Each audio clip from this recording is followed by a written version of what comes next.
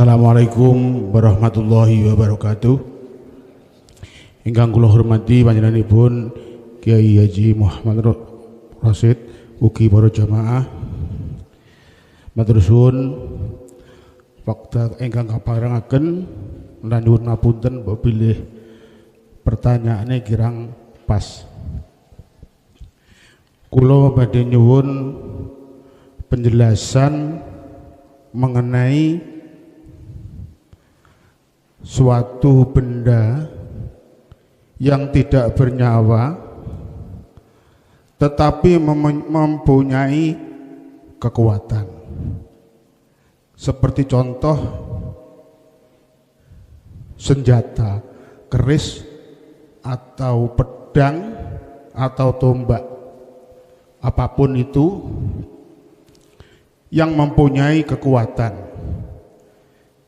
Satu sisi keris itu juga hanya aksesoris saja, tetapi juga ada yang mempunyai kekuatan atau yoni. Pertanyaan saya adalah, kekuatan itu datangnya dari mana? Apakah itu termasuk kalau para wali karomah atau para nabi itu mukjizat? Apa itu disebut kodam? Kalau toh itu nanti kodam, padahal kodam itu biasanya ngapunten njaluk diramut, nek gak diramut biasanya juga ngambek. Bagaimana, pertanyaan saya yang kedua, si salik apabila mempunyai kodam, waktu ngeramut keris itu duduknya syirik apa tidak? Sebab kalau masuk syirik pasti tidak akan ketemu Allah. Dan pertanyaan saya yang ketiga, apabila si salik itu mempunyai kodam, apapun itu jenisnya kodam, itu harus bagaimana? Sebab kalau nanti jatuhnya ke syirik ya nggak akan ketemu Allah. Tapi kalau kita jatuhnya ke karomah atau mujizat seperti Nabi Musa dulu waktu membelah air laut, sebelumnya juga nggak ngerti kalau tongkatnya itu bisa membelah air laut. Demikian, terima kasih. Assalamualaikum warahmatullahi wabarakatuh.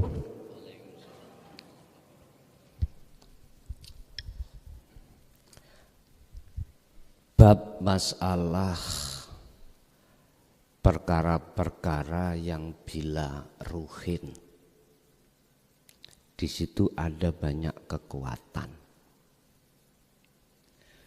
Hal itu kekuatan dari mana? Min aina kudratuhu, apakah dari khodam atau dari mana? Jawab saya gini, Pak. Tinggal saya melihat persaksian dari mata mana?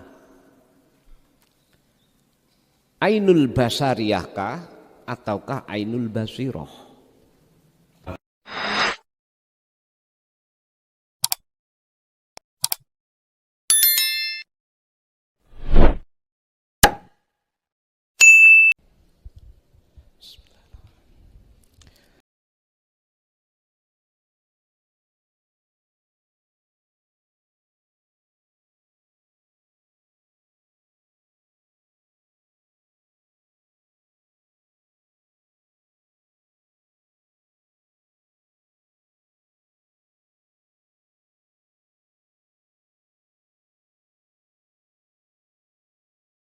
Salin wal awliya wa syuhada wa sholihin wa tabi'ina sholihina ila yaumiddin, khususan ila Syekh Ibnu Athaillah wa furuhi wa usulihi wa masayikhihi wa ahli baitihi wa talamidihi ila akhir zaman wa ila jami'il awliya illa fi mantinati Kediri wa ila abaina wa ummatina wa azdatina wa masyaikhina wa auladina wa azwajina wa dhurriyyatina wa ahli baitina wa jami'i man hadara fi hadzal majlis wa ghairahum lahumul Fatihah. Bismillah.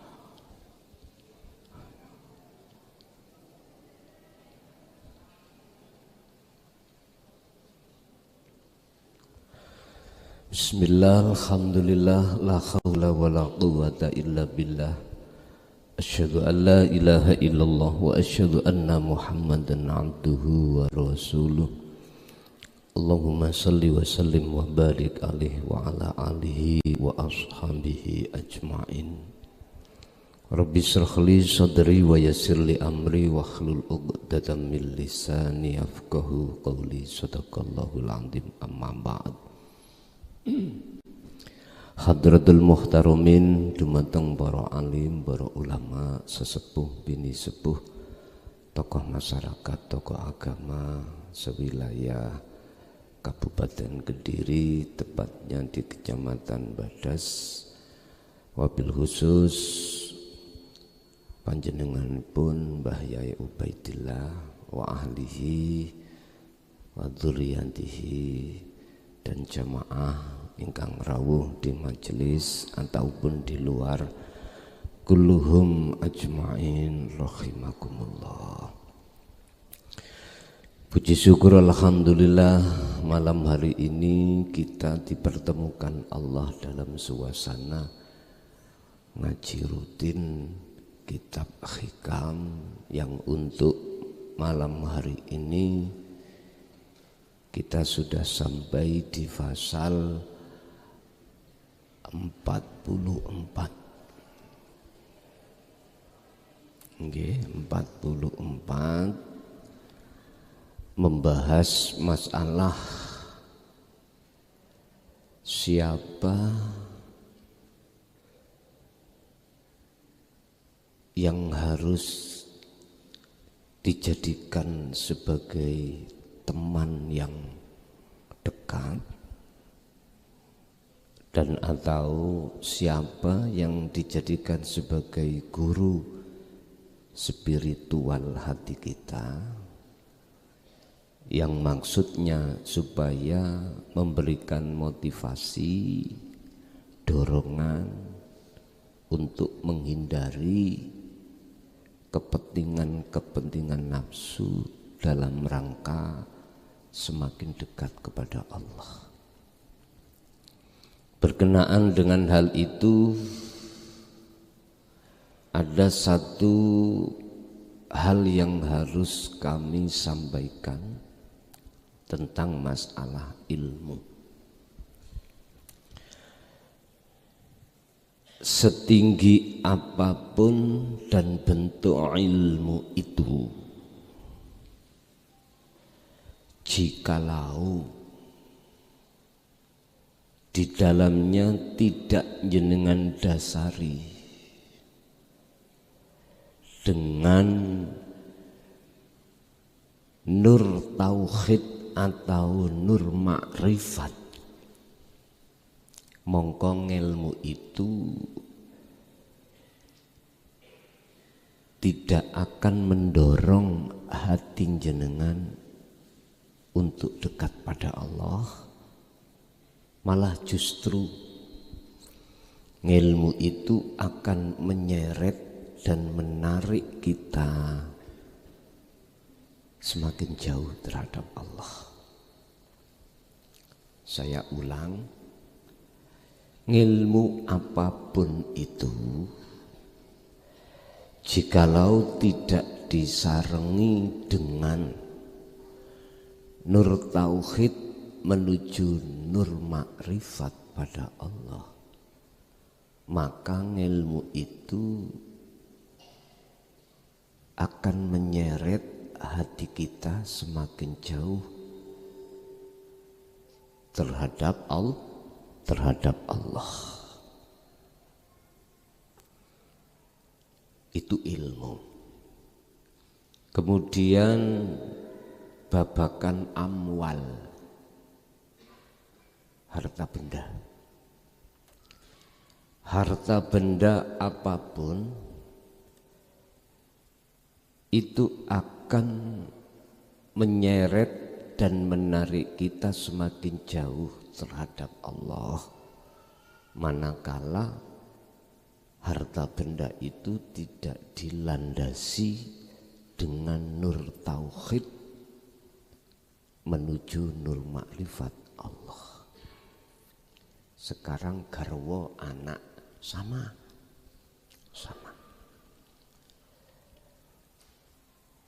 Cara untuk menyertakan nur tauhid supaya nur makrifat datang di hati jenengan itu bagaimana?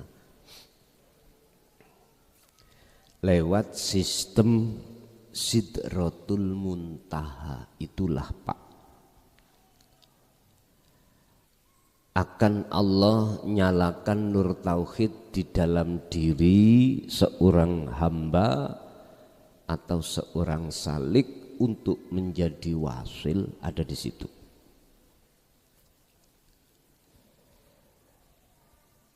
Dengan kesadaran diri sebagai hamba inilah Pak,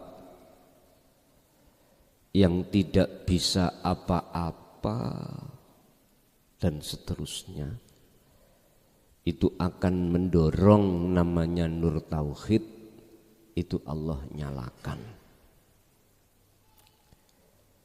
Kalau ini sudah bersemayam di dalam dada panjenengan,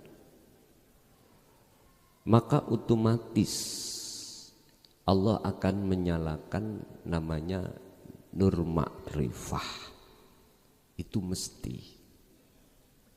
Dan inilah Pak yang ditunggu-tunggu momen seperti ini oleh seluruh salik di alam dunia ini. Sebab dengan dinyalakannya nur makrifat oleh Allah di dalam hati seorang salik, dunia dan seisinya, ma fis samawati wa ma fil ardi, bakal Allah untal. Ngerti untal nggih? Telek wis mboten enten melih. Momen-momen yang seperti inilah yang seluruh salih tunggu-tunggu. Ngeten. Dan itu momen yang seperti itu bisa Allah letakkan dalam kondisi apapun jenengan. Makanya ada keterangan yang mengatakan bahwasanya sak kumprung-kumprunge wong sing paling kumprung adalah orang yang menyia-nyiakan waktu yang Allah berikan. Lah waktu yang Allah berikan ini mboten saged dikodok.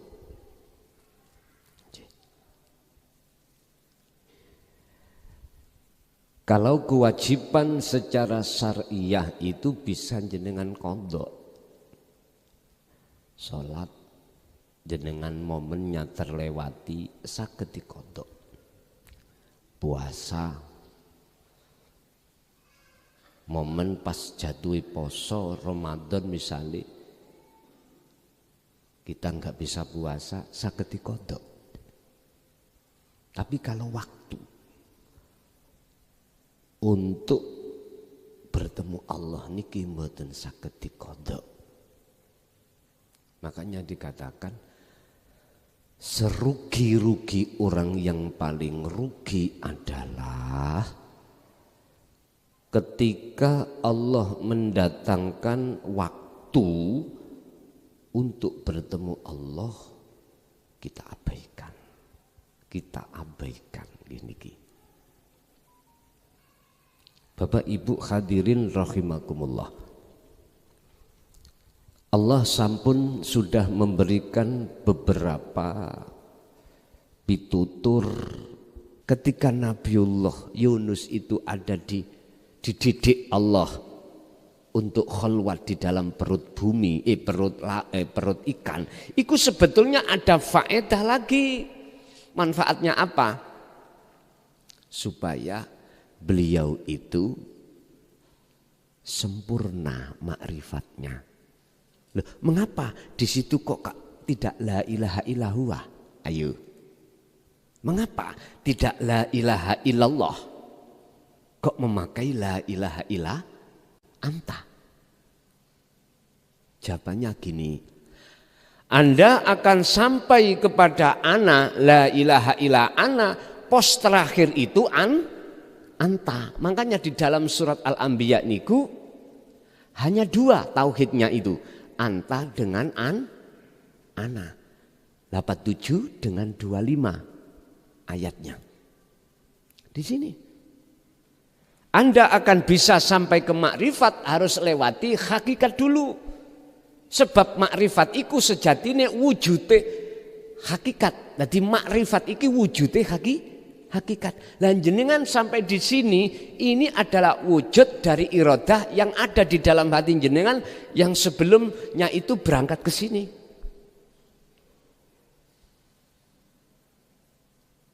Gampangane ngomong, yuga sampai niku asine wujud jenengan. Wis ngoten mawon. Sehingga piye carane antara kekarepan dengan kudrat itu mboten beleset. Antara kelis dengan gambar di layar, kelis yang ada di proyektor dengan gambar di layar itu mboten beleset. Artinya mboten beleset itu gini. Betul-betul itu karepe Gusti Allah. Tidak ada campur tangan karepe hawa nafsu.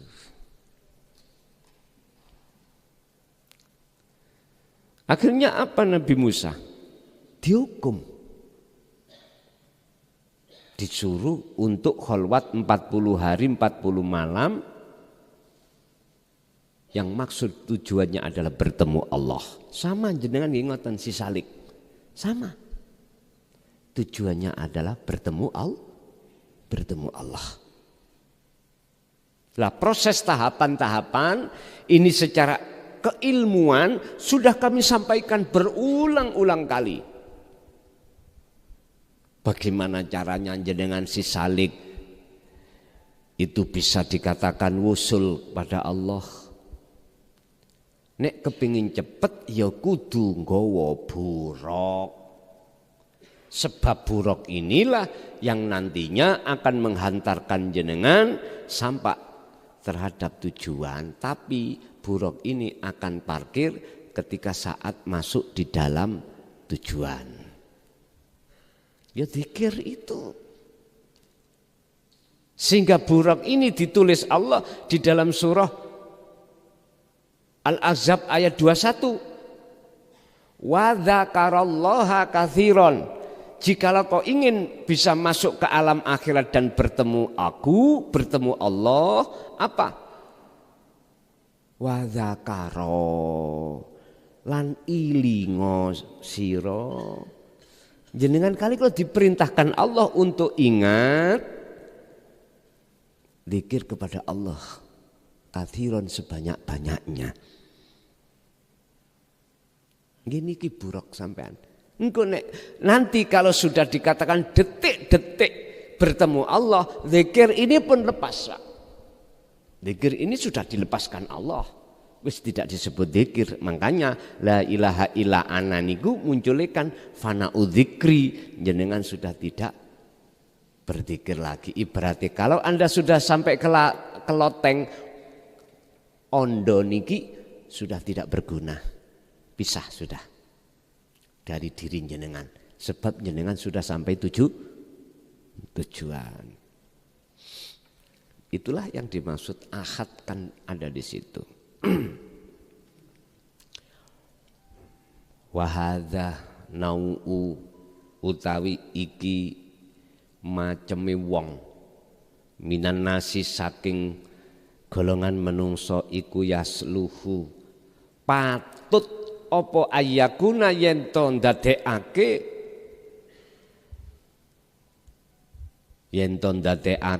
sapa minanas ndadekake apa sadikon ing kanca laka kedue sira. Teman yang seperti ini, teman yang tidak ridho hatinya terhadap kepentingan nafsu di setiap aktivitas apapun, dan beliau itu masih merasa kurang bagus akhlaknya di mata Allah, teman yang seperti inilah Pak patut jenengan jadikan sebagai teman. Orang yang seperti inilah Pak yang patut kita jadikan sebagai teman dekat kita. Mengapa demikian? Li'annahu krana sak temene wong yang seperti itu tadi Pak nggih, iku yang fa'uka manfaati sapa wong ka ing sira kathiron kelawan akeh. Wala yadurruka jahluhu, dan kebodohan ilmu dohirnya itu tidak akan merugikan jenengan. Kebodohan ilmu dohirnya itu tidak membahayakan terhadap panjenengan. Niki cara tak buka maksud asline dalam makalah iki ngeten Pak. Ilmu syariah yang dia bodoh, gak ngerti carane sholat, gak ngerti carane wudu, gak ngerti carane poso, zakat lan sak piturute. Tidak mengertinya seseorang itu, ilmu itu tidak membahayakan jenengan. Jenengan siapa? Si seseorang yang sudah disebut salik. Orang yang sudah mengadakan perjalanan hatinya menuju dan bertemu Allah. Mboten bahayani. Justru manfaate sing luwih gedhe, luwih kathah. Atau bahasa blak-blakan kula niki ngeten. Blak-blakan lho ya. Tapi niki mesti ana sing protes. Nek kalau ada kekancan teman dua. Satu ngalim dohire tapi dalamnya itu tidak paham. Yang satu bodoh, jahil dohire tapi batine itu adalah ngalim, ngapunten. Jenengan gombol itu campur, mukhallid, berteman terhadap orang yang tidak pernah syariati sholat itu enggak bahayanin jenengan. Ayo protes. Tak enteni protesin jadi.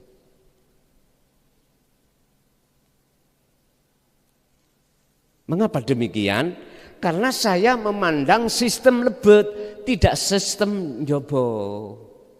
Lebih-lebih bahaya sekali kita akan berteman oleh orang jahil murkab, double. Bahaya nih kita tambahan.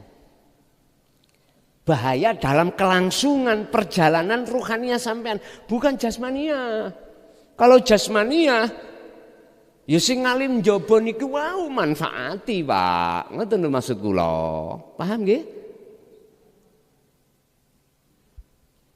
Tapi di sini ada teman 4 jumlahnya. Ya. Tadi pertama ngalim jerone bodho dohiri. Nomor loro ngapunten ngalim dohiri bodho jero dalamnya. Terus yang ketiga ngapunten ingkang kathah,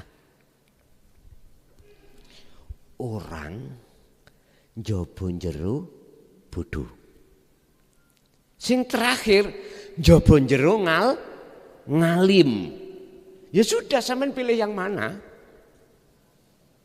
Terserah jenengan. Artinya gini Pak, Kalau tidak ada ngalim jobo jero, minimal jero tok, ngoten lho maksudnya. Iki khusus bagi salik lho Pak ya, bukan abid.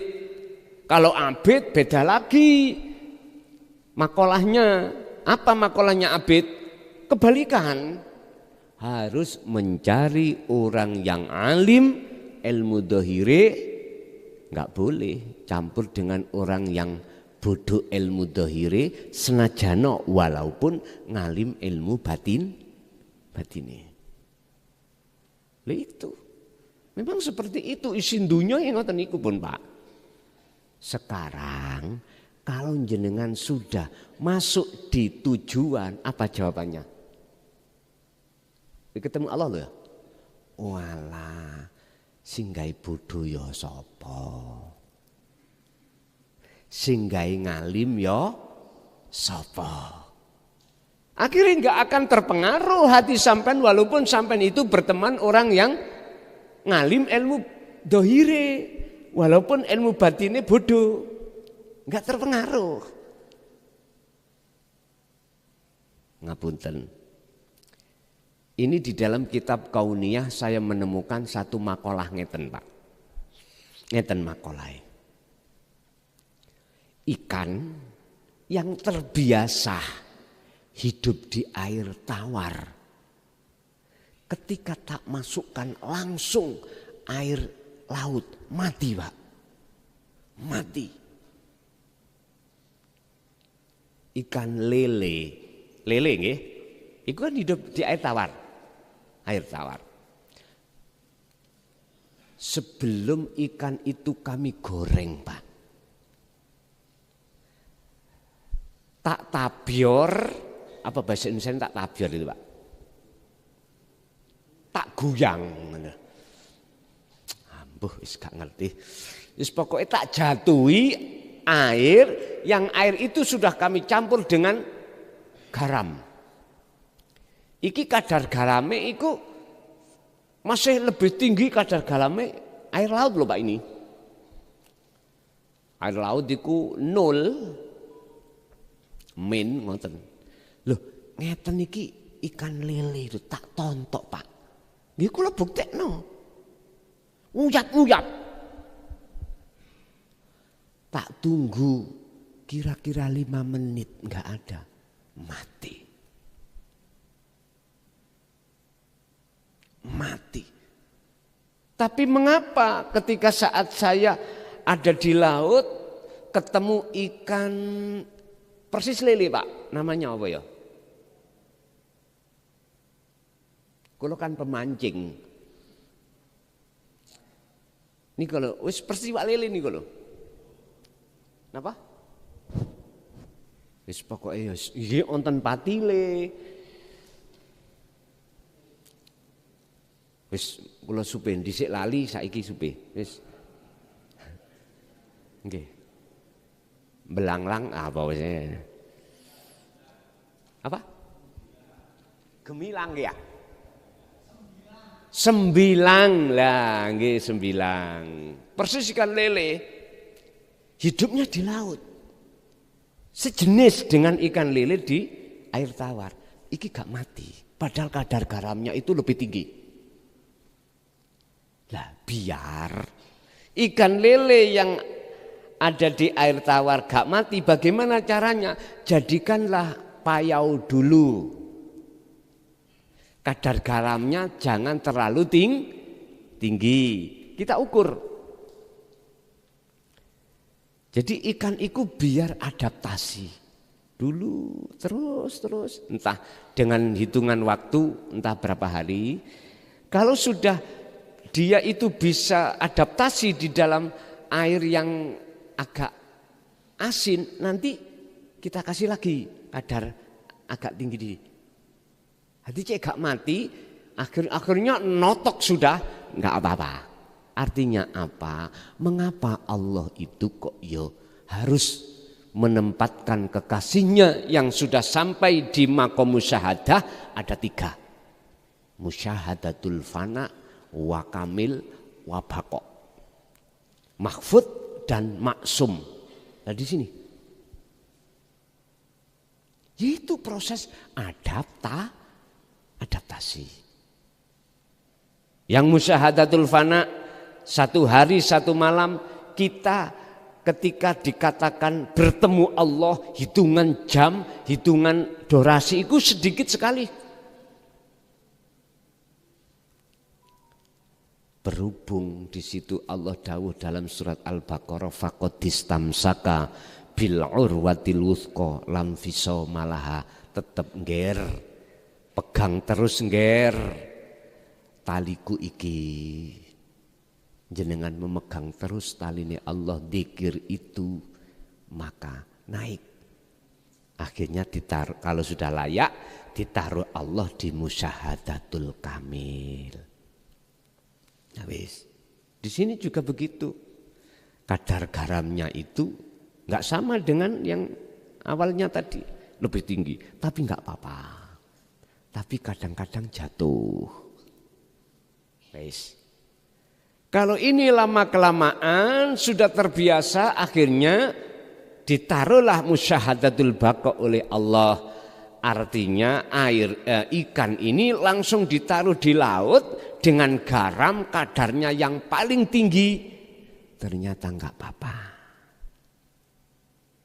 Artinya orang kalau sudah sampai ke maksum berarti sedikit pun gebiari dunia sudah tidak bisa mempengaruhi atas kesuhutan beliau terhadap Allah. Enggak. Lah, inilah Bapak Ibu, bahwasanya Allah itu kuasa dan mampu menghendaki hamba siapapun yang Allah kehendaki untuk ditaruh di maksum selain Kanjeng Nabi Muhammad sallallahu alaihi wasallam. Yes. Proteso, tak tunggunya yang protesi. Sing maksud kula supaya tabrakan kali kula ben tambah apa? Tambah putih. Kesadaran kita biar muncul. Kalau kita selama ini menuduh Allah membatasi atas kekuasaan Allah.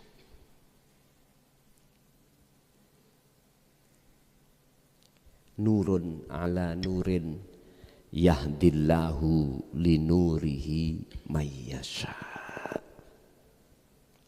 Yang namanya cahaya makrifat baik di dalam makom musyahadatul fana kamil baqa, ini Allah nyalakan sesuai dengan siapa hamba yang Allah kehendaki.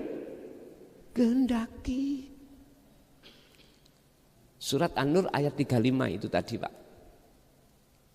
Iki suka-suka Allah. Allah gak bisa dibatasi Pak. Gak bisa dibatasi atas kekuasaannya.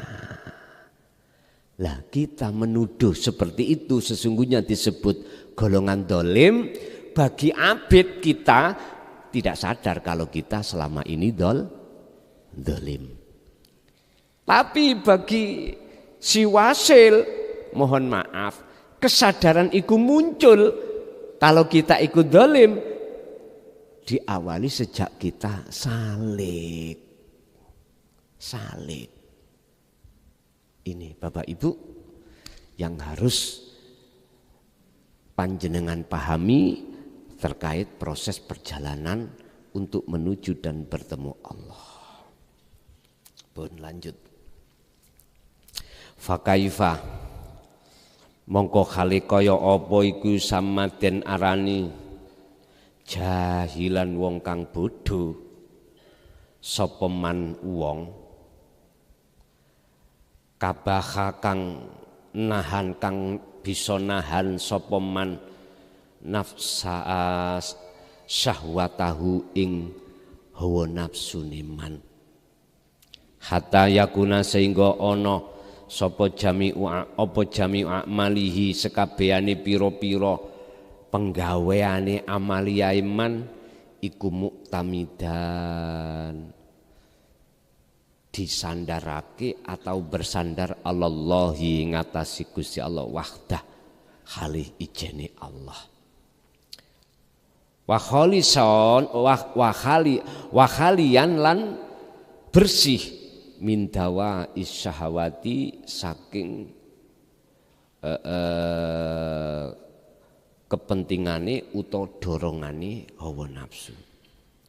Bagaimana orang yang hatinya itu sudah tidak lagi mau mengikuti kepentingan nafsu dan atau bagaimana mungkin orang yang sudah menahan, isok nahan hawa nafsunya itu dikatakan orang bodoh.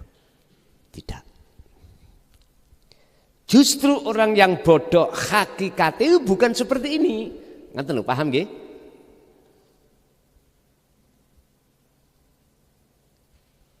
Justru itulah orang yang disebut alim.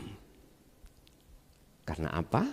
Dia sudah bisa menahan kepentingan hawa nafsu. Atau keinginannya hawa nafsu tidak dia turuti. Miturut makalah ini bukan orang bodoh. Oleh karenanya bagaimana mungkin kau mengatakan ini orang bodoh? Berhubung orang yang mengatakan bodoh itu melihat pandangan makhluknya, nyatanya dia memang tidak bisa caranya sholat, nggak bisa caranya ngaji, nggak bisa caranya. Lah ini makanya pandangan orang itu ada dua, ada yang memandang dari sisi lahir makhluk, perilaku makhluk, ada orang yang memandang batin, perilaku Allah dalamnya.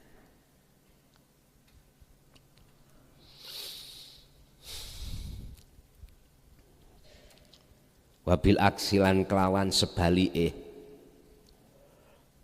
fala faidatan mongko ora ana faedah iku maujud fil ilmi ing dalam satu ilmu alladzi kang la yastati'u kang ora bisa apa alladzi kabakha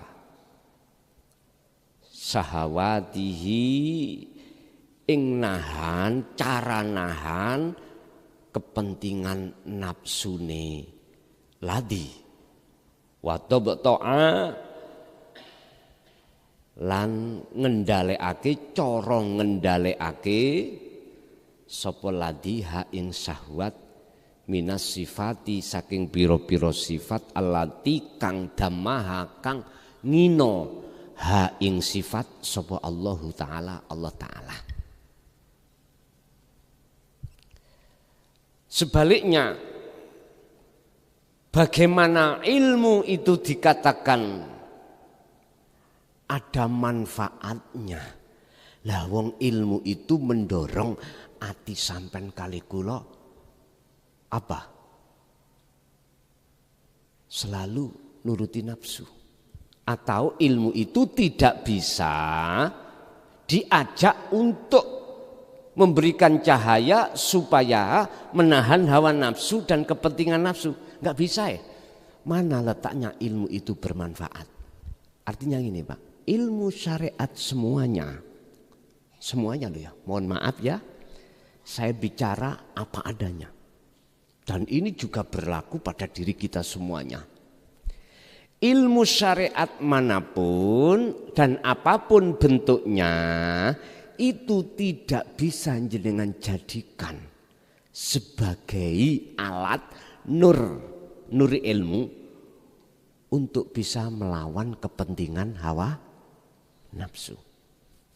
Nyun sewu Pak. Nabi Adam itu nabi dan rasul. Ngapunten. Kok sik kalah dengan mohon maaf bisikan iblis. Bukan perkara ini Nabi Adam itu belum dididik Allah, mboten, sudah. Belum perkara ini Nabi Adam olehnya memakan buah khuldi itu awalnya tidak dilarang oleh Allah. Sudah. wala takroba. Hei Adam, kamu ambek Hawa. Wala takroba, ojo mendekati kamu. Hadis sajarah ing iki wit. Bahasanya sajarah Pak, bukan thamroh. Thamarah betul, sajarah. Janganlah kau mendekati pohon itu, sebab buahnya ada di pohon itu. Padahal yang tidak boleh kan memakan buahnya. Tapi bahasa Allah tidak begitu.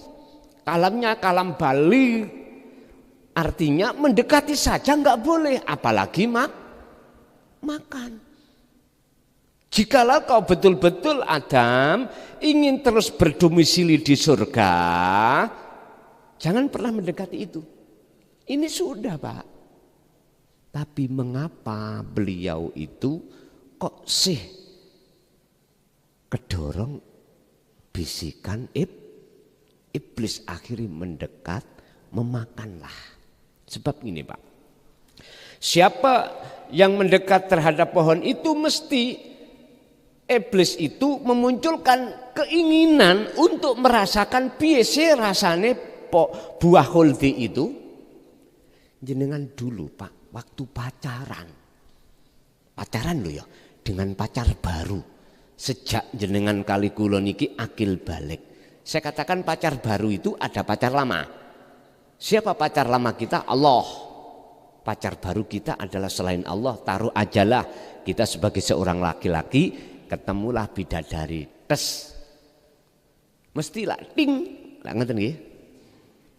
Wes ditanam Pak, nafsu menanamkan sifat keinginan untuk mendekat.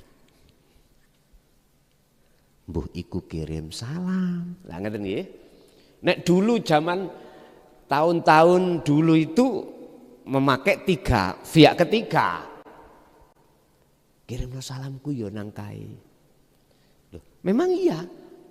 Seperti itu kita dulu. Bareng ngono berlanjut nulis surat. Kertas sing digawe mesti wangi, Pak.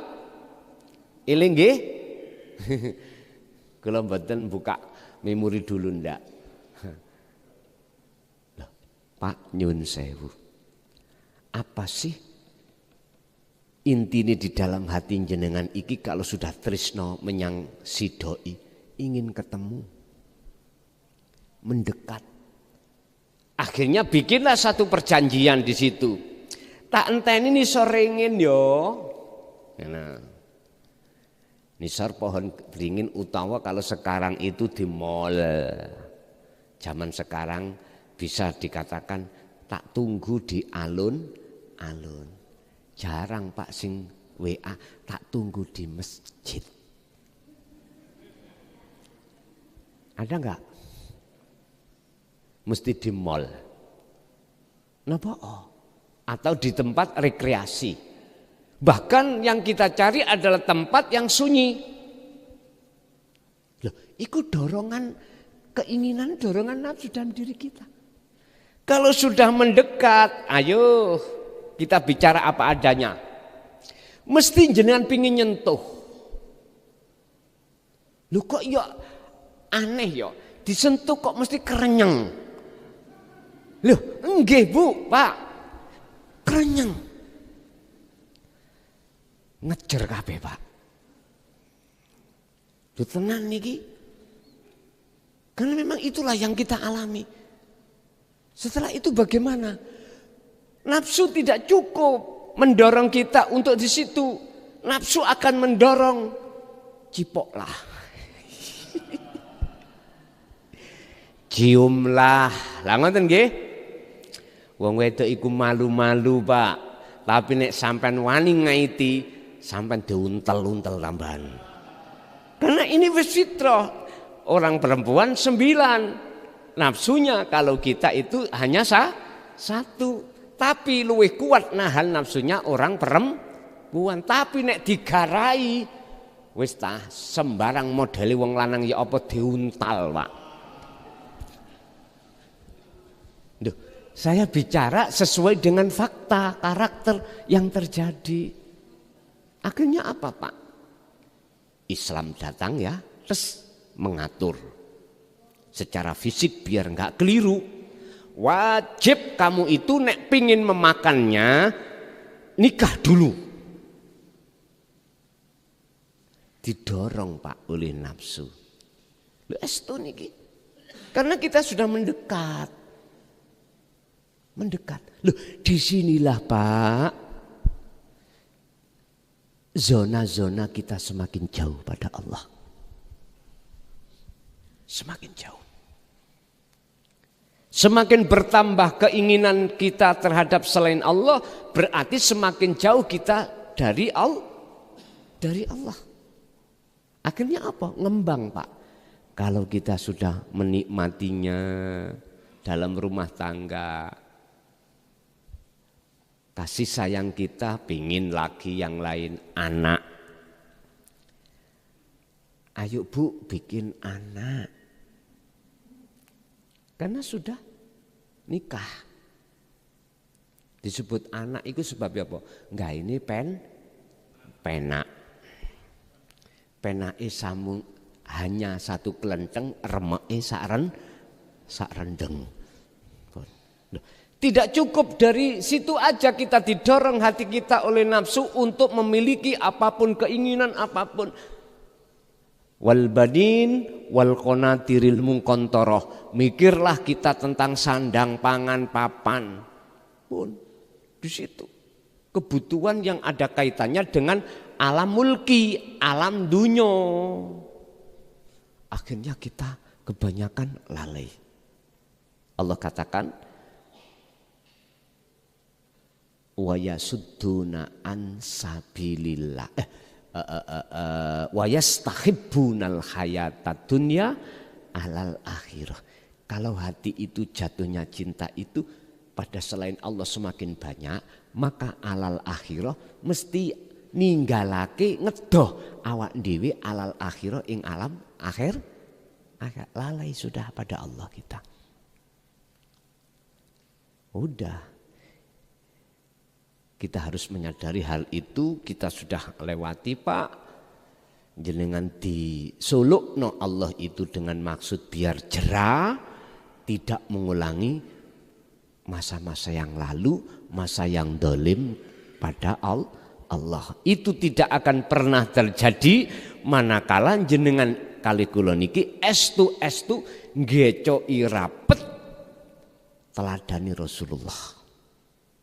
Surat Al-Ahzab 21. Ngecoi rapet isi maksud daripada surat Al-Baqarah 256 memegang teguh tali Allah. Enggak akan pernah melakukan lagi.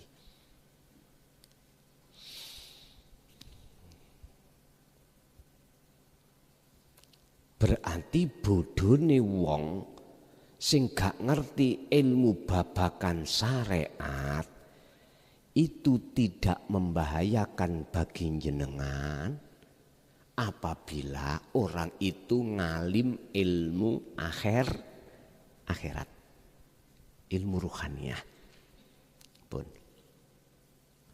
manutawi sapane wong iku sahabat kekancan sapa man ing wong hasuna kang bagus apa hulukuhu, karakter atine man bagus iki apa bi akhlaqir rububiyah, dia itu selalu memakai akhlak ketuhanan.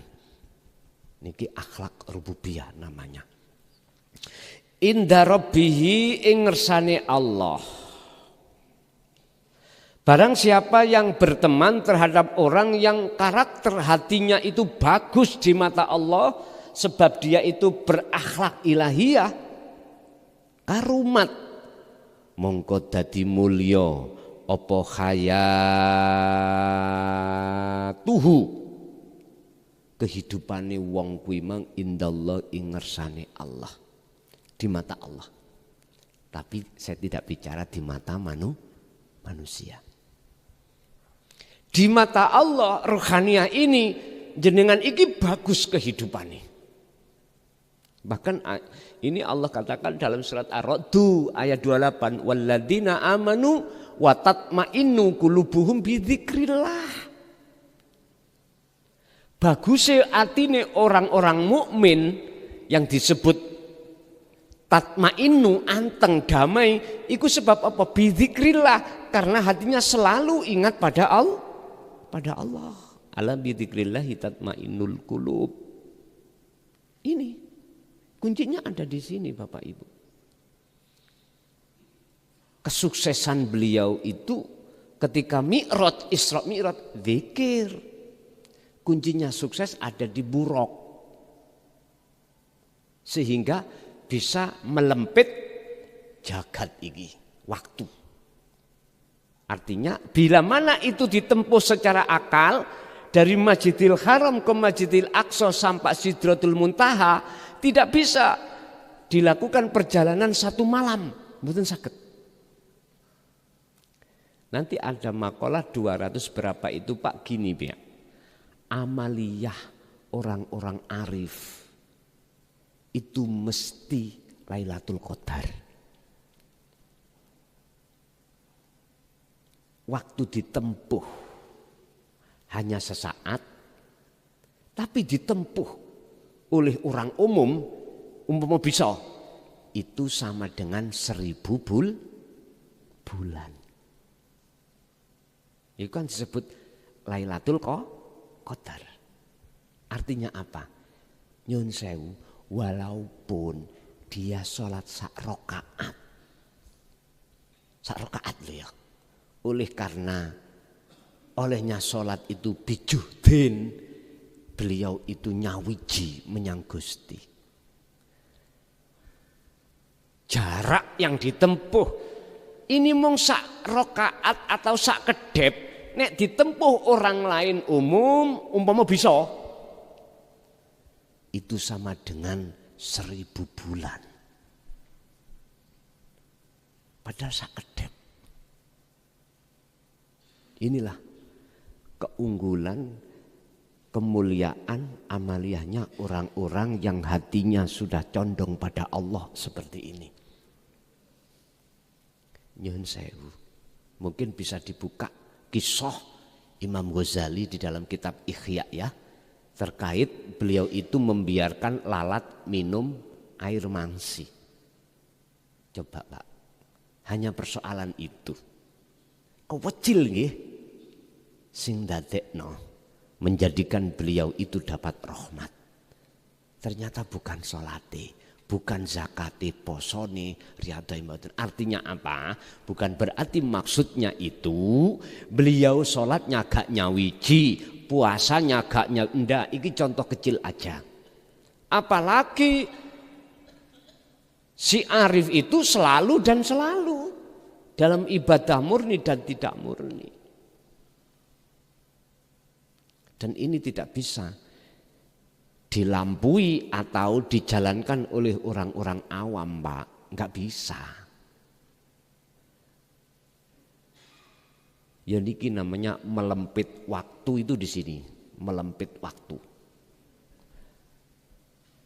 Bapak Ibu hadirin rahimakumullah. Jadi siapa yang mau berteman terhadap orang-orang yang orang-orang itu sudah bagus akhlak rububiyah kepada Allah, itulah nanti yang akan menjadikan hati jenengan iku rohanian jenengan di mata Allah menjadi golongan yang mulia di mata Allah.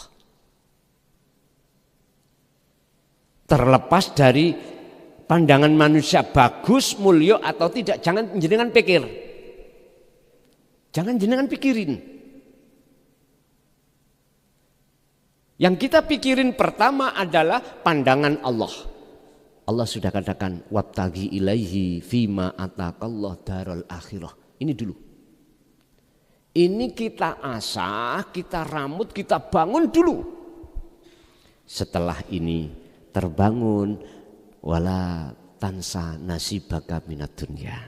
Secara otomatis perkara pandangan menungso, perkara kulit iku Allah benahi. Sama dengan ketika jenengan kali kula menanam biji kacang di tanah tanpa ada kulitnya, kok oleh menanam benar nanti tukul pohon, otomatis nanti buah yang dihasilkan kacang di dalam tanah ini yang tadinya enggak ada kulit, dengan sendirinya akan muncul kulit sendiri dengan kulit yang baru. Enggak, isinya aja enggak. Artinya apa? Gini Pak, kalau jenengan sibuk ngurusi alam akhirat, dibangun sebaik-baiknya, nanti ngalam dunia terbangun sendiri. Ngoten lho maksud kula, Allah akan bangun. Biarlah sikae jaranan, biarlah sikae gak sholat, biarlah sikae sobo gereja, biarlah sikae sih mendem-mendeman, biarlah sikae judian, udah, biarkanlah. Nanti dalam waktu yang sudah Allah tentukan, syariate mengke akan ditoto Gusti Allah dewi. Makanya kula niki sering kula sampaikan, kula niki tidak hanya untuk wong sing sregep salat 5 waktu tok Kak. Orang sregep salat 5 waktu aja Pak, enggak. Saya juga untuk orang-orang yang tidak mau sholat. Saya tidak hanya diuntukkan orang yang sobo masjid tok, enggak. Saya ini juga diperuntukkan Allah untuk orang yang sobo gereja, sobo pura, nek diterusno purel, sobo pundi. Saya untuk semuanya Pak. Nanti sampean akan suatu saat akan menemukan saya itu gembul purel loh Pak. Cek gak kaget sampean. Lu gak ngono nih, wong sing ngaji nang aku kok saiki sobo purel. Ngaji purel wong apa iki? Kok ono gereja kafir nek mlebu. Iku lak munggo awakmu. Nek munggo aku gak terpengaruh. Lu sobone wong ayu-ayu iku. Ya iku lak munggo awakmu. Neng aku nggih tak nikmati. Jujur Pak, hari Kamis saya kan ngaji di Bali. Kamis kemarin. Setelah Kamis itu Jumatnya di Jember.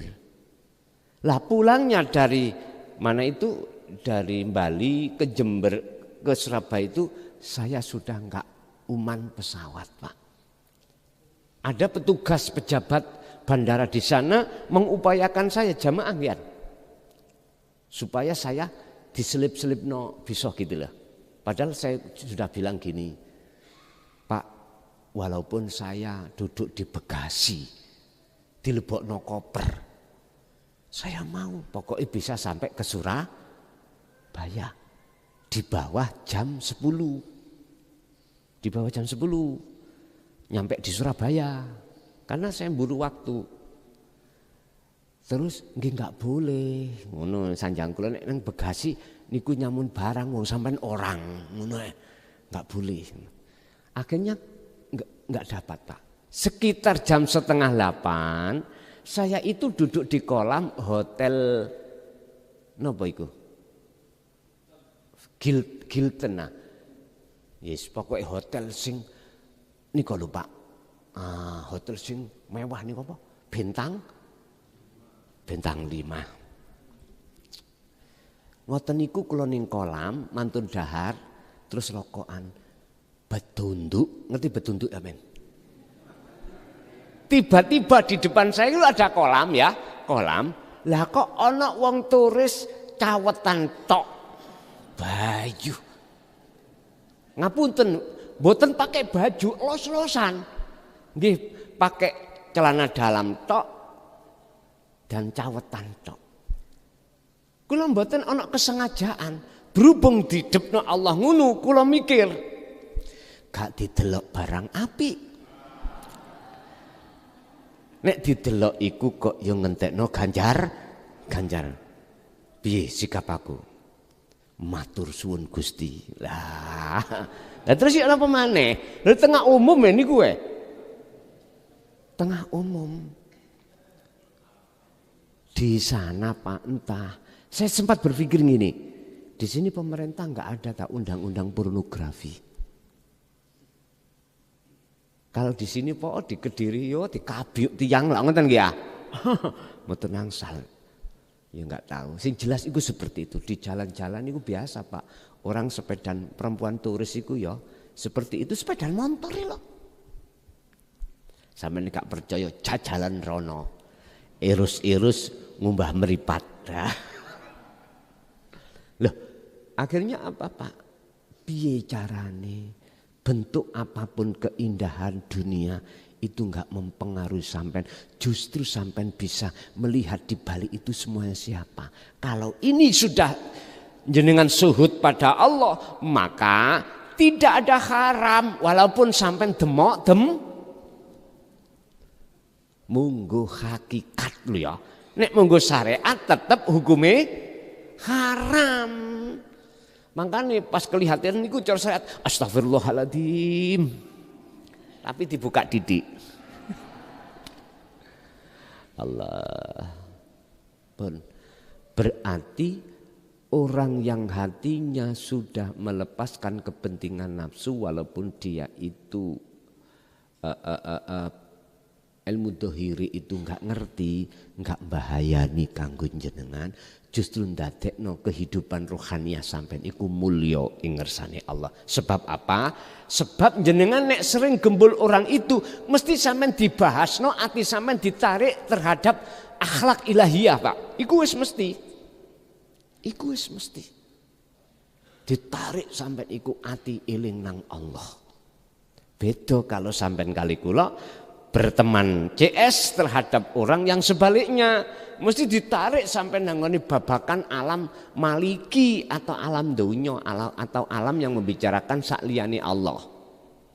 Kamu pengen sugih? Oh iya, utangku lah akeh sih. Ya, nyo amalan. Ya. Waqiah Ar-Rahman ping 7 bar bakda subuh. Wiritan Ar-Rahim sesuai no jumlah ambek namamu. Pun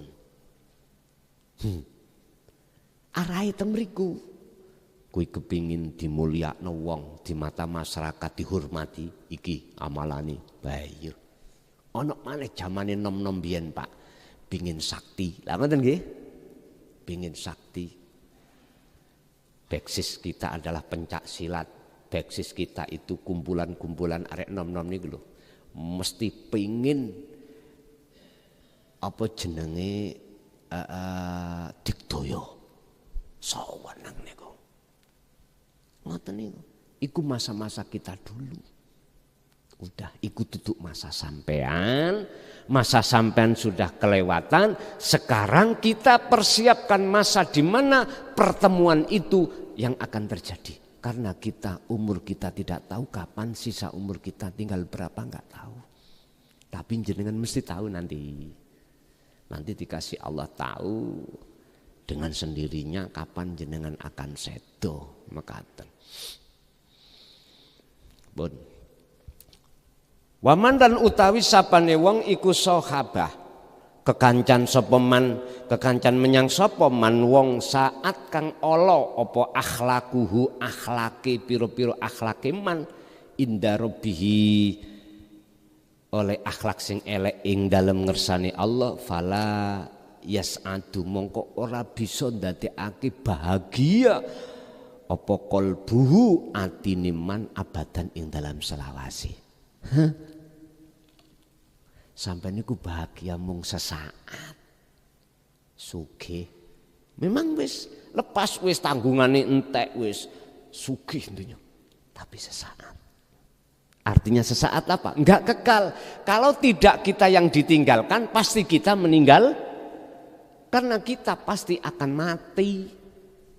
Makanya disinilah yang dikatakan, jenengan tidak akan bahagia selama-lamanya. Ada di sini. Barang siapa yang berteman dekat terhadap orang yang akhlak hatinya jelek di mata Allah, itu tidak akan menjadikan jenengan itu bahagia selamanya. Enggak, justru malah sengsara selama-lamanya. Artinya apa? Muring-muring karepmu, protes karepmu kulo siap nadai. Kulo sampai benci sampai akhir hidupku kulo ridho, ikhlas. Ngeten. Sak dhuwura kaya apa ilmu syariat kita. Ya. Sak alimo kaya apa ilmu syariat kita. Semiliat pengikut panjenengan sak akeh-akeh apa wae. Sak sugiyo notok langit jenengan donya sak isine wek sampean. Itu justru menjadikan sengsara ruhaniyahmu selama-lamanya. Aku bukan ngajari jenengan geding nang ilmu syariat, mboten. Ampun salah paham lho nggih. Ampun salah paham. Salat notok bathuk sampean ana cape benggol-benggol. Niku lho, bendol kayun 5 nek ati sampean iki sik dolim nang Allah, jangan harap amaliyah itu akan Allah terima. Surat Al-Maidah ayat 27 Allah berkata, innama yataqabbalullahu minal muttaqin. Sesungguhnya amaliyah apapun yang hanya Allah terima adalah amalia yang didasari hati yang bertakwa. Inilah hati yang berakhlak ilahiyah. Titik. Resiko Pak, kula ngomong ngoten wau. Tapi ini kebenaran yang harus aku katakan. Tetap aku katakan. Sebagai ringkasan, jenengan yang sudah duduk di sini, aku yakin dulu pernah ngalami apa yang kukatakan. Kalau kita itu pernah mendekat dan bercinta pada selain Allah. Suka kepada hal-hal yang tidak kekal. Itu yang kami sebut pacar baru. Wa zuyyina linnasi hubbus syahawah minan nisa wal banin wal qanatiril muqantarah. Disebut sebagai hubbus syahawah. Kanjeng Nabi dawuh hubbud dunya khoti'atun kabiratun. Cintane ati kita pada selain Allah iku maksiat sing terbesar.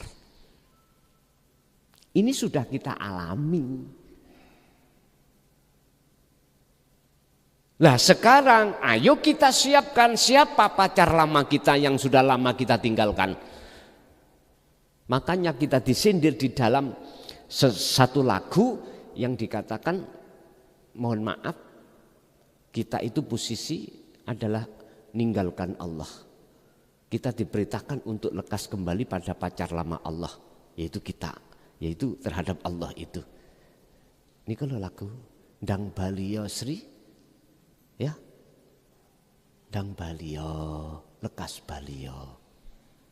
Karena posisi kita sih sudah di sini Pak, sudah mendekati game kita itu. Umur kita tinggal sejengkal aja Pak.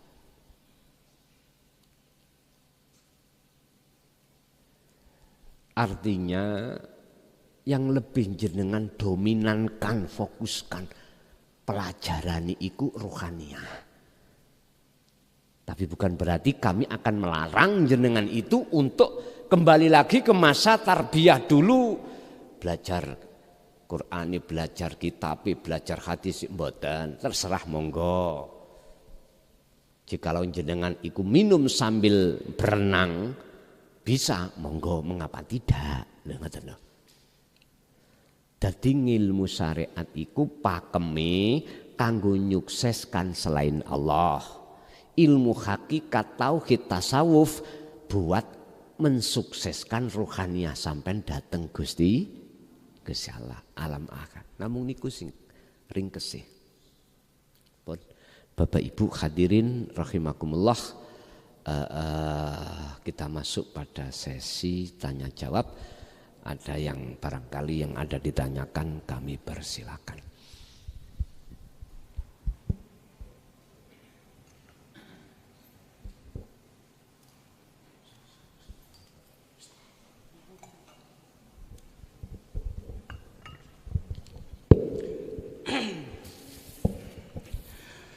Assalamualaikum warahmatullahi wabarakatuh. Ingkang kula hormati panjenenganipun Kiai Haji Muhammad Rasid, ugi para jamaah. Matur suwun wekdal ingkang kaparengaken lan nyuwun ngapunten bilih pertanyaane kirang pas. Kula badhe nyuwun penjelasan mengenai suatu benda yang tidak bernyawa tetapi mempunyai kekuatan, seperti contoh senjata, keris atau pedang atau tombak, apapun itu yang mempunyai kekuatan. Satu sisi keris itu juga hanya aksesoris saja, tetapi juga ada yang mempunyai kekuatan atau yoni. Pertanyaan saya adalah, kekuatan itu datangnya dari mana? Apakah itu termasuk kalau para wali karomah atau para nabi itu mukjizat? Apa itu disebut kodam? Kalau toh itu nanti kodam, padahal kodam itu biasanya ngapunten njaluk diramut, nek gak diramut biasanya juga ngambek. Bagaimana, pertanyaan saya yang kedua, si salik apabila mempunyai kodam, waktu ngeramut keris itu duduknya syirik apa tidak? Sebab kalau masuk syirik pasti tidak akan ketemu Allah. Dan pertanyaan saya yang ketiga, apabila si salik itu mempunyai kodam, apapun itu jenisnya kodam, itu harus bagaimana? Sebab kalau nanti jatuhnya ke syirik ya nggak akan ketemu Allah. Tapi kalau kita jatuhnya ke karomah atau mujizat seperti Nabi Musa dulu waktu membelah air laut, sebelumnya juga nggak ngerti kalau tongkatnya itu bisa membelah air laut. Demikian, terima kasih. Assalamualaikum warahmatullahi wabarakatuh.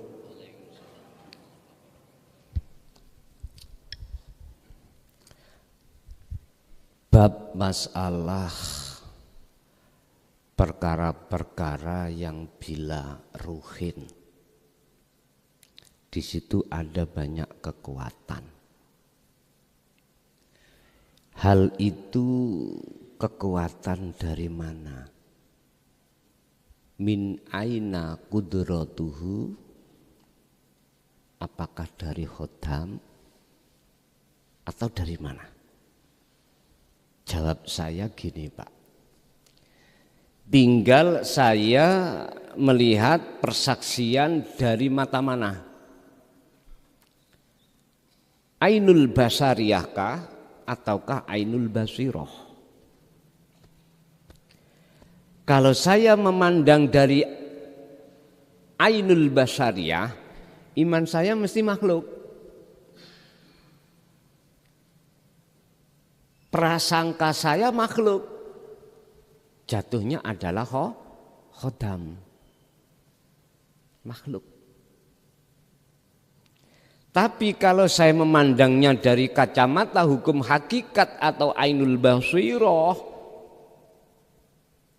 Allah, semua kekuatan itu sumbernya dari la haula wala quwata illa billah. Tergantung kita golongan di mana. Kalau kita hanya golongan golongan umum, ya mesti makhluk, Pak. Gak mungkin kita akan menganggap Allah, gak mungkin. Baik kekuatan itu bersifatkan mukhadoroh niku kasunyatan, ibaratnya pedang digengiris kok bisa, lah ngene nggih. Gladi digengiris tahu kok bisa. Niku kekuatan.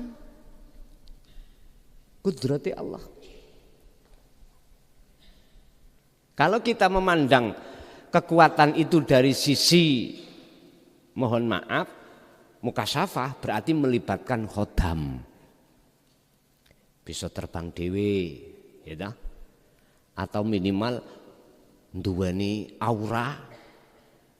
Nek keris iki tak lepas songko rongko udan langsung hilang. Lho wonten Pak. Buka nang kitab Mambaul Hikmah.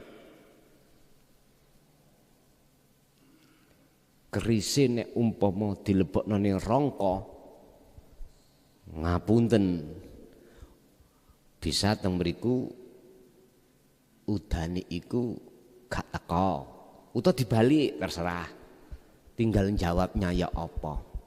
Memang di sini wonten Pak, panganane wonten.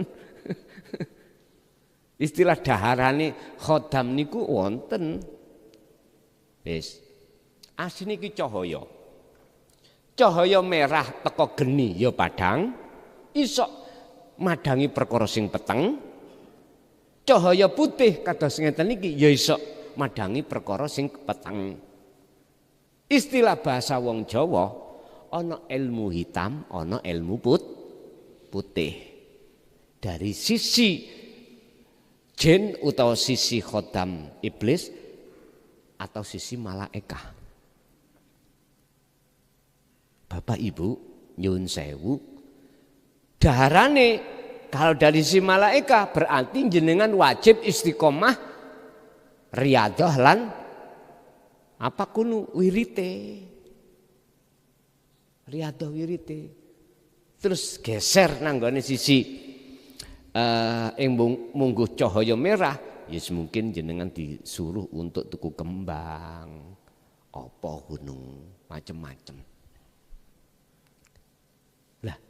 Bagi orang yang sudah sampai pada Allah tidak memandang makhluk Pak, karena makhluknya sudah tidak ada. Kekuatan itu betul-betul songko Gusti Allah. Dasari la haula wala quwata illa. Sekarang jenengan saya kasih pertanyaan gini. Apakah iblis itu tanpa izin dari Allah bisakah iblis dengan sendirinya nggodha Nabi Adam? Buka di dalam surah Al-Hijr ayat 39. Itulah proses-proses di mana iblis nafsu itu minta izin pada Allah. Artinya diparingi SK untuk menggoda kita. Ono SK-ne, mboten ngawur. Artinya ngene. Nek disebut sakliyane Allah makhluk itu malakum dzarra wala naf'an. Ora iso opo-opo nek gak diapa-apakno Gusti. Gak iso obah nek gak diobahno Gusti. Loh, sing sadar ada di zona inilah hanya orang-orang salik nuju ke wasil. Ini baru sadar. Kalau kita belum ada di salik, si abid mboten sadar, Pak. Lesan kita bisa ngomong. Kabeh sangka Gusti Allah, kabeh weke Gusti Allah, tapi ati bicara wekku. Inilah yang terjadi pada keadaan hati umat manusia seperti itu. Jadi kalau saya jawab dari hukum hakikat sangka Allah murni, Tapi kalau saya jawab dari hukum syariat, ya ndelok-ndelok khodame khodam apa? Cahayane abang apa? Putih. Bon, satu. Nomor dua. Apakah itu tidak syirik? Jawabannya ya sama. Kalau saya memandang dari hukum hakikat,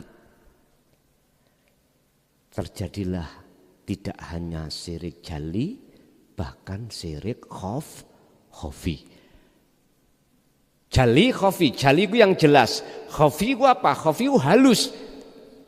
Ati ada iman sing jabut roh sampen iku malaikat Israel. Syirik. Amin.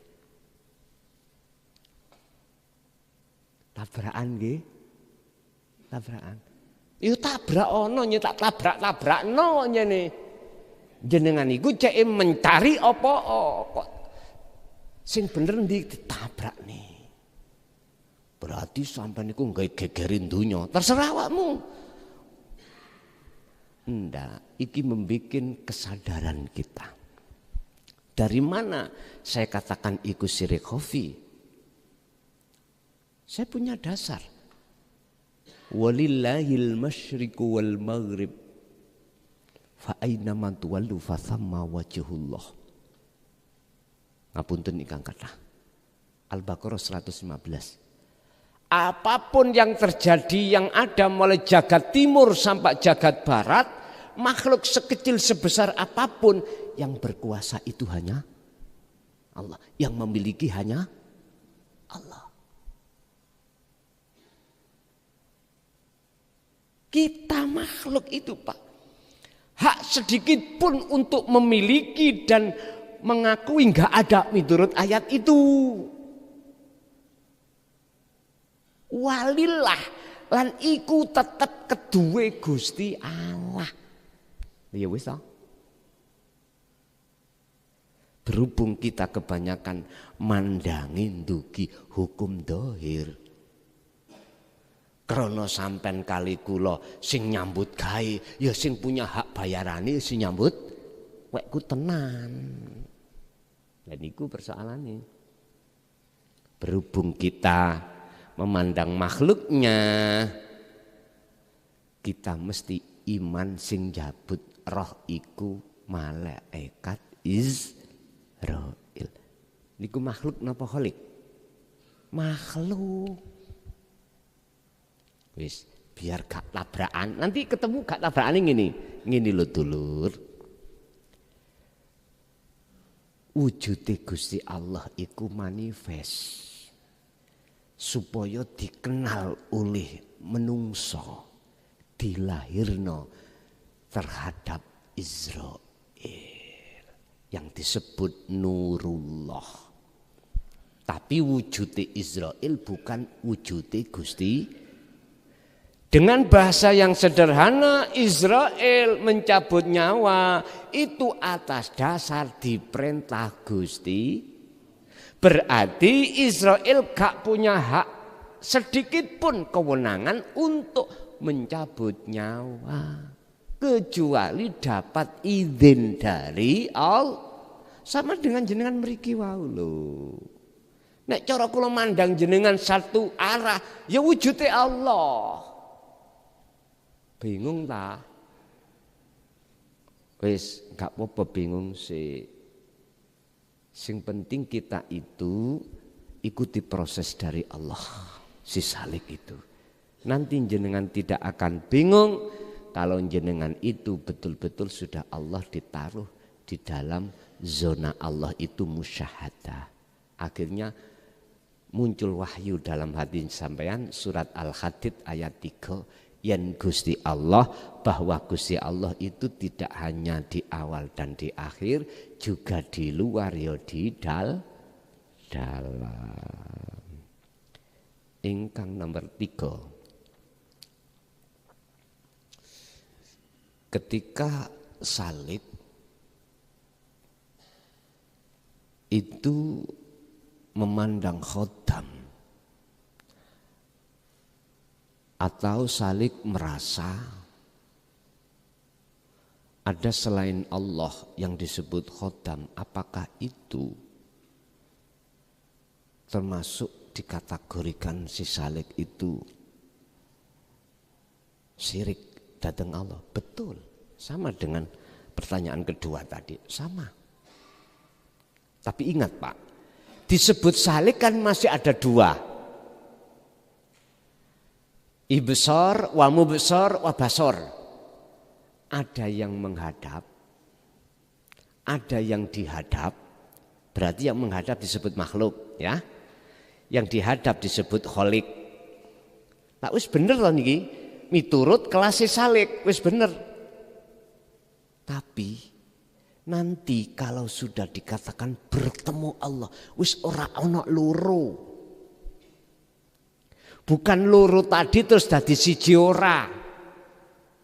Syekh Ibnu Athaillah kalau memberikan penjelasan tentang makrifat ketemu Allah itu ngeten, la ibsarun wa mubsarun wa basarun. Yang melihat manusia salik wau sudah tidak ada, yang dilihat yang disebut Allah Khalik itu enggak ada, mata untuk melihat sudah tidak ada. Akhirnya Quran kei petunjuk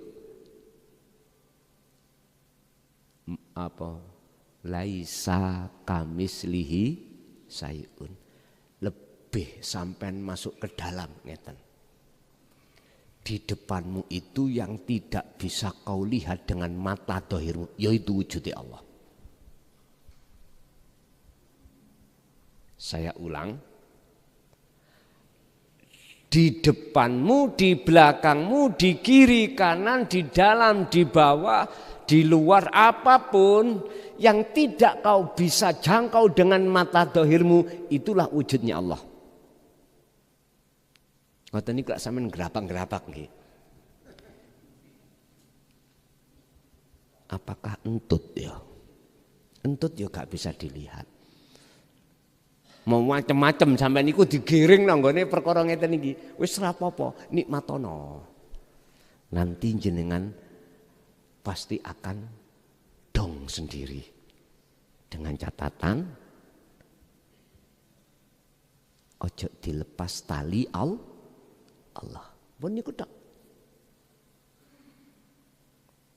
Jadi jikalau si salik pengen artinya pengen bebas dari syirik baik jali maupun khafi, ya harus si salik itu sampai pada tujuan disebut arif atau wasil pun bebas niki.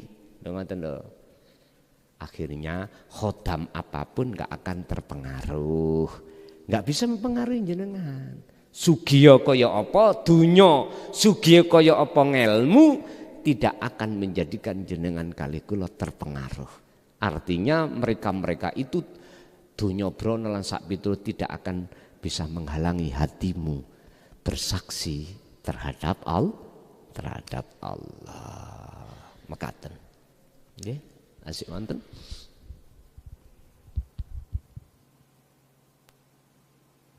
Assalamualaikum warahmatullahi wabarakatuh. Nun sewu Gus badhe tanglet.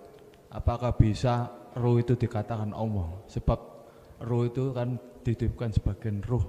Ku itu kan Allah sendiri. Terima kasih Gus. Assalamualaikum warahmatullahi wabarakatuh. Apakah ruh itu bisa disebut Allah? Jawabannya tidak dan bisa. Jawaban gak konsekuensi itu. Ngerti ndak? Ngene dulur. Tidak manakala kita masih di golongan am. Tidak jikalau kita masih ada selain Allah. Bisa apabila selain Allah sudah tidak ada. Iku golongan khos.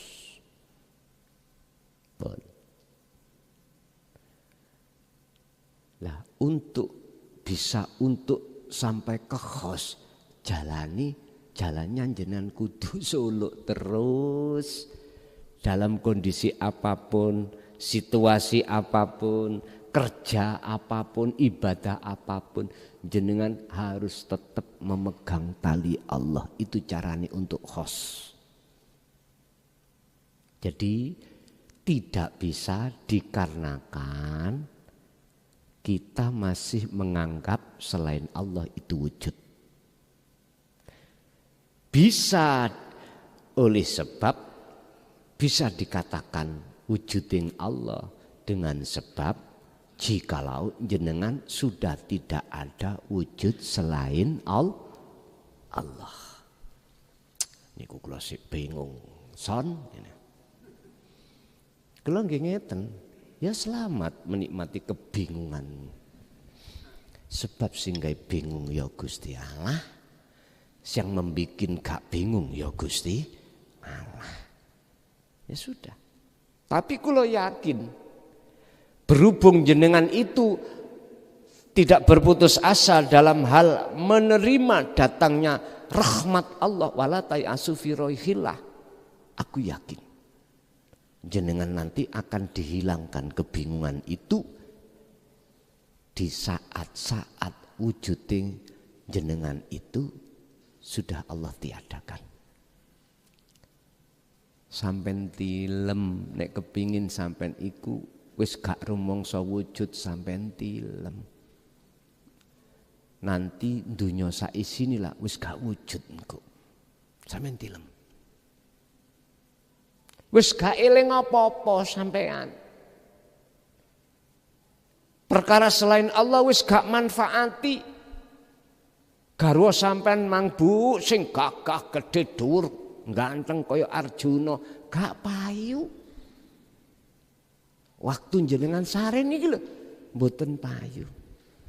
Uang yang miliatan yang kita taruh bank kan ono regane.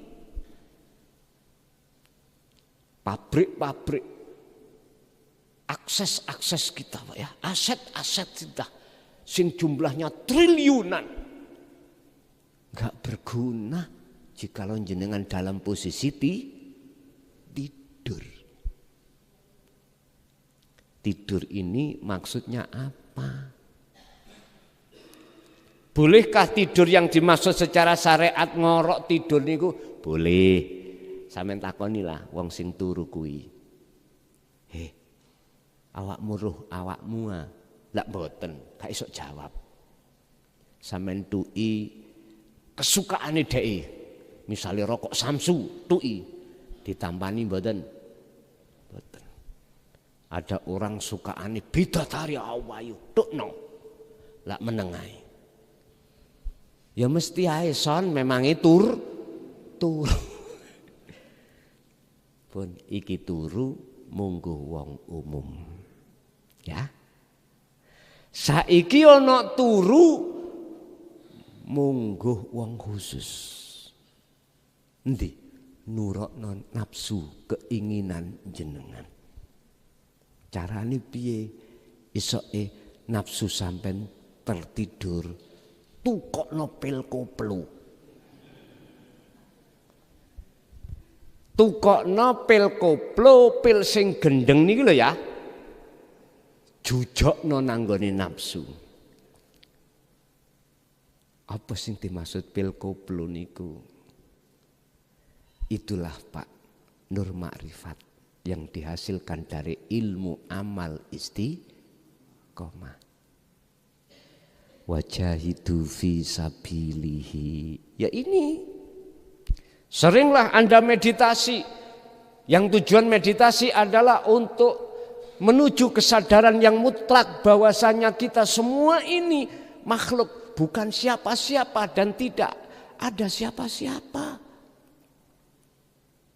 Disitulah nanti sifat jaisi Allah berperan. Secara ruhaniyah sifat sing Allah dalam hati sampai dioperasi Allah. Namanya tazkiyatan nafsi.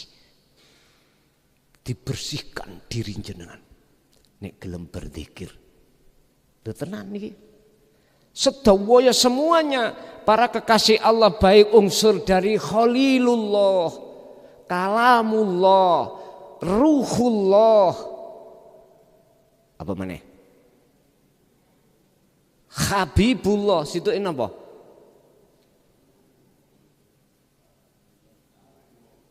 Sekawan nggih. Nggih niki semuanya berangkat untuk mriku. Atau yang terakhir waliullah. Niki untuk selain daripada 4 ini, Pak. Tapi tercantum di dalam Al-Qur'an. Yang waliullah ini tercantum dalam Al-Qur'an. Ala inna auliya Allah. Berarti jenengan.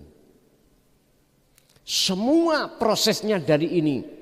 Nafsu sampai paringi, nafsu akan kita jejeli dengan pil koplo. Sebab musuh ini kita. Sebab nafsu kalau sudah dijejeli itu geliyeng Pak wis, keturun nafsu niku. Jadi melakukan niku wis sederhana, sampai nek golek pil koplo itu ada urusan hukum misalnya. Ono Pak godhong kecubung. Woi kecubung. Kula enggak ada. Tak tandur niki. Minta mantu kula ning Blitar. Kecubung. Mbuh arek-arek wis nguwuh apa durung. Engko santri nambeng tak jejeli niki kok. Lah niku wis masyaallah campuran ning kopi, kepingin gak mendem, kepingin gak wis ngliyeng-ngliyeng aja celuk jenenge klason. Karena masalah kula nate ngalami kecubung niku. Lah maksudnya itu bukan secara fisik untuk nafsu. Cara kita menidurkan nafsu kita adalah berzikir. Wadhkur isma rabbika bukratan wa asila ya ayyuhalladzina amanu dzkurullaha dzikron katsiron.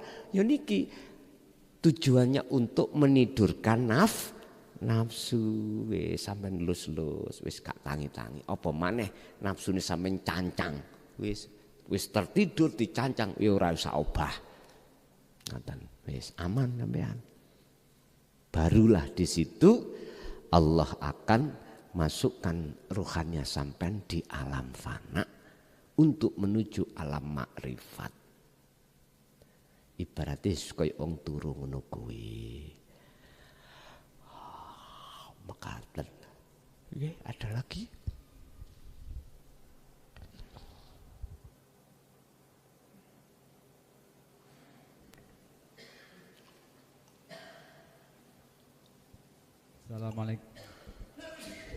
Assalamualaikum warahmatullahi wabarakatuh.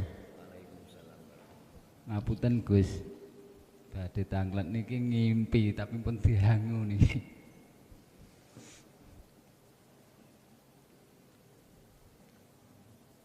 Ngimpinipun niku wonten bisikan kurban la ilaha illa ana.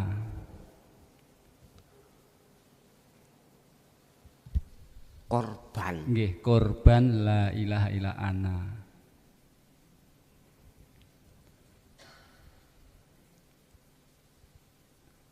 Terus kaping kalihipun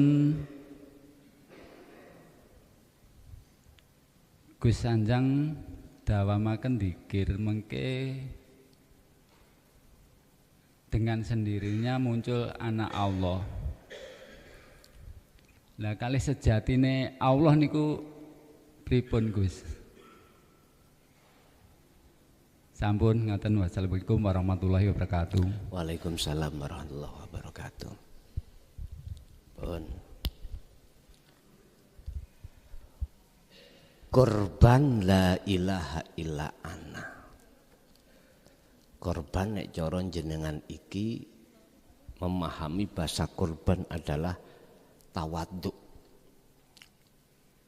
ridho, ikhlas. Kalau bahasa syariat korban itu kan mengeluarkan sesuatu atas dasar perjuangan. Padahal ini tawadhu. Ngeten, Pak. Ini ada kaitannya dengan akhlak ilahiyah. Tawadhu. Kita akan di mata Allah dikatakan tawadhu kurban. Jikalau memang sudah sampai ke ana. Sampai ke ana. Artinya tawadhu itu akan benar, ibadah itu akan benar, manakala sudah sampai pada la ilaha illa ana. Sehingga di dalam surah Al-Anbiya 25 ketika membahas baginda Rasul tentang tauhid la ilaha illa ana, itu ada kalimat di belakangnya terakhir ditutup fa'budun. Itu Pak. Wa ma arsalna min qablika mir rasulin illa nuhi ilaihi annahu la ilaha illa ana fa'budun. Mengapa harus ada itu? Artinya gini Pak. Penyembahan jenengan di mata Allah itu akan Allah terima. Allah akan nyatakan sebagai amalan ibadah sing diterima, sing bener manakala jenengan ini sudah sampai ana.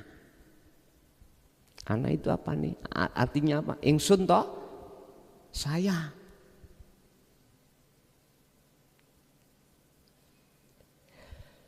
Supaya ngene lho Muhammad, umatmu iku nyembah ben bener-bener nang aku, ya.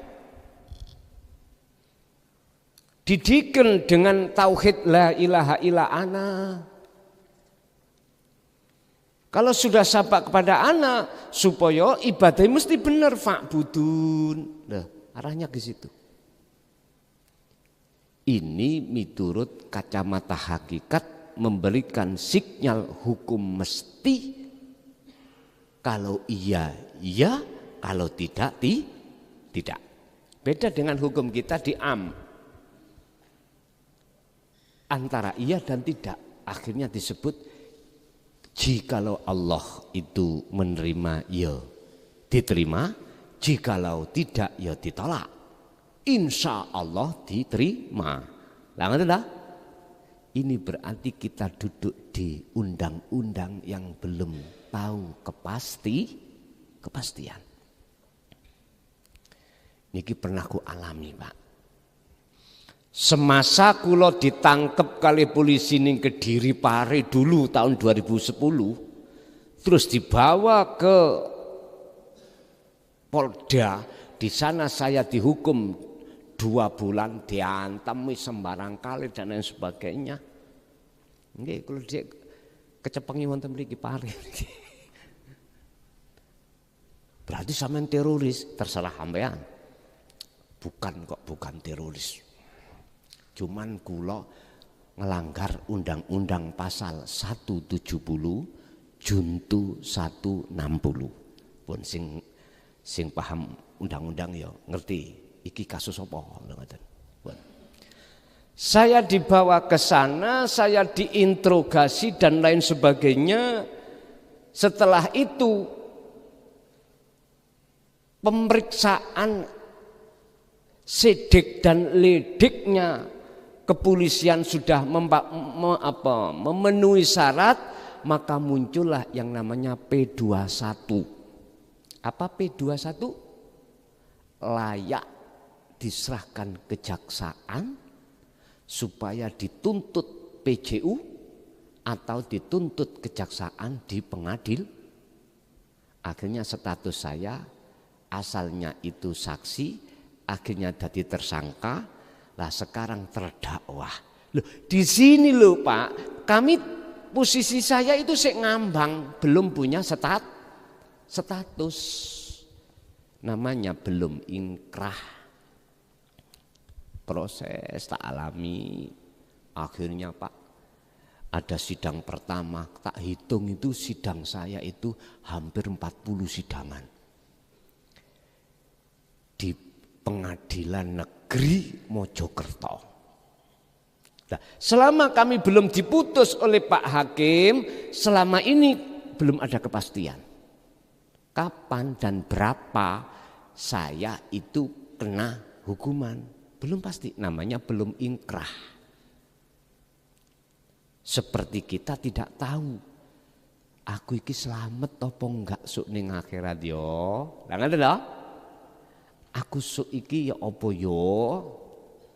Dadi sing yo ya apa? Suul qotijah apa suul khotimah? Yo. Macam-macam. Niki pikiran-pikiran yang menggeluti kita setiap saat dan waktu. Salatku iki diterima Allah apa enggak yo? Semuanya mak. Kita duduk di hukum yang tidak tahu. Kalau Allah jelas sudah tahu nggih, kita tidak tahu. Berarti kita belum punya ketetapan hukum. Yes. Jenengan jikalau ingin tahu hukum pasti, yo paranono sing duwe kepastian. Siapa? Allah. Wa min ayatihi an khalaqalakum min anfusikum azwajal litaskunu ilaiha. Kui pingin ketemu di dalam tubuh keluarga iki damai. Sakinah. Ya pedu ana sing duwe sakinah. Allah. Sampai pingin apa permintaan sampai iki mang dikabulke Gusti Allah? Ud'uni astajib lakum. Ya pedu ana terlebih dulu, temuilah terlebih dahulu siapa yang memiliki yang kau minta. Jangan minta dulu. Temuilah yang memiliki. Makrifatlah dulu sebelum kau meminta minta. Mintalah kau izin pada yang memiliki sebelum kau memetik perkara yang kau minta. Sebab jikalau kau tidak minta izin dulu, dikatakan minta izin berarti ketemu terhadap yang memiliki, maka Anda akan disebut pencuri. Gak percaya? Oke. Tonggo sampen iki ya punya pohon pelem kelapa.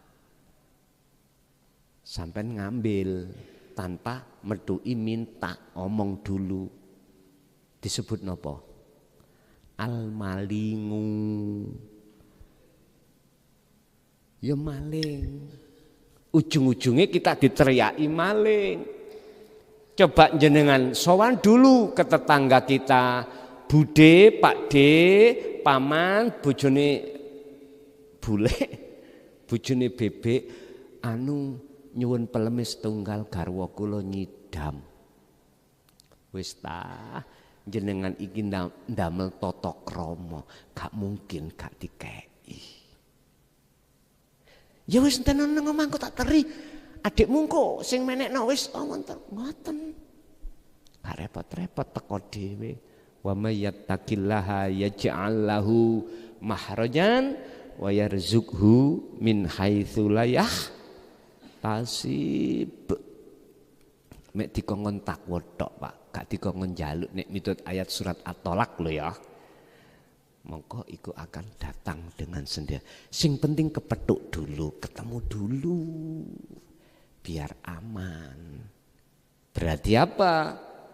Ruhaniyah sampean kali kula harus berakhlak ilahiyah. Hati ini kudu ngopeni babakan akhirat. Ya inilah maksudnya korban la ilaha illa ana. Dengan begitu jenengan ini akan bisa yang namanya fa'budun. Karena tata krama yang namanya tawadhu, akhlak ilahiyah. Lalu yang kedua tentang mendawamkan dzikir sampai pada ujung. Apakah ini yang disebut sebagai sejatine Allah? Betul. Man ngarofa nafsahu faqad ngarofa. Ya betul memang. Kalau Anda tahu siapa sejatinya yang ada pada diri Anda, maka itulah Anda akan disebut sebagai orang yang kenal Tuhannya. Betul. Bahasani Quran munini bahasa ana. Fa'budni wa aqimis shalah lidzikri. Nyembah menyang ingsun dan jagalah salat itu semata-mata untuk ingat terhadap aku. Lah sing dimaksud aku iki aku tajali ning dodo sampean. Otomatis kalau di dalam dada sampean muncul aku nih tajali Allah, otomatis aku nih makhluk sudah tiada. Persis seperti ketika saat Nabi Musa berbicara langsung ke wajah Allah, ketemu langsung, nyun sewu Nabi Musa semaput atau pingsan, gunung itu meleleh, hancur semuanya. Itulah sehingga Nabi Musa kan satu-satunya hamba Allah yang Allah berikan status nama jabatan kalamullah mekaten. Nggih, Ibu ada Bu? Enggak ada? Nggih pun Bapak Ibu hadirin rahimakumullah. Monggo kita tutup doa suratul Fatihah. Semua apa malam hari ini yang sudah Allah berikan estu dados ilmu ingkang manfaah fid dini wad dunya wal akhirah. Lahumul Fatihah.